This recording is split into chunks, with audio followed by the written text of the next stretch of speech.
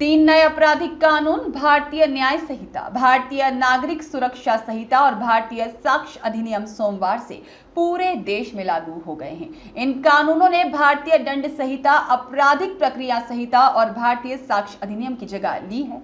और नए कानून लागू होने से न सिर्फ धाराएं बदल गई हैं, बल्कि कई प्रावधानों की परिभाषा भी बदल गई है। देश में अंग्रेजों के जमाने से चले आ रहे कानून अब गुजरे वक्त की बात हो गई है। आज से तीनों नए आपराधिक कानून लागू हो गए हैं।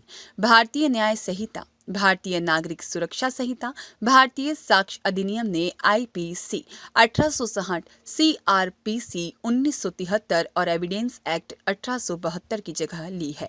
आज से नए कानून के तहत ही केस दर्ज होने लगे हैं। धाराएं भी बदल गई हैं। भारतीय न्याय संहिता बीएनएस में कुल 358 धाराएं हैं। पहले आईपीसी में 511 धाराएं थीं।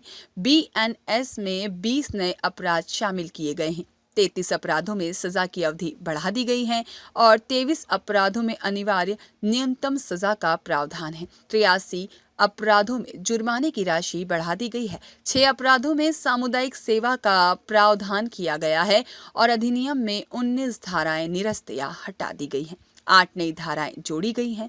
22 धाराओं को निरस्त कर दिया गया है। इसी तरह भारतीय नागरिक सुरक्षा संहिता में कुल 531 धाराएं हैं। वहीं सीआरपीसी में 484 धाराएं थीं। बीएनएसएस में कुल 177 प्रावधान बदले गए हैं।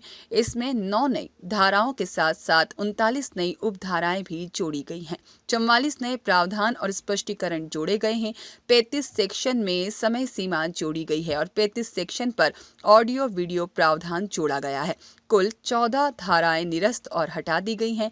भारतीय साक्ष्य अधिनियम में कुल 170 धाराएं हैं। कुल 24 प्रावधान बदले गए हैं। 2 नई धाराएं और 6 उपधाराएं जोड़ी गई हैं। 6 प्रावधान निरस्त कर दिए गए हैं या फिर उन्हें हटा दिया गया है। नए कानून में छीना झपटी से जुड़े मामले में भारतीय न्याय संहिता की धारा 302 के तहत केस दर्ज होगा। पहले आईपीसी में धारा 302 में हत्या से जुड़े मामले का प्रावधान था। इसी तरह गैर कानूनी रूप से एकत्र होने पर भारतीय दंड संहिता की धारा 144 लगाई जाती है।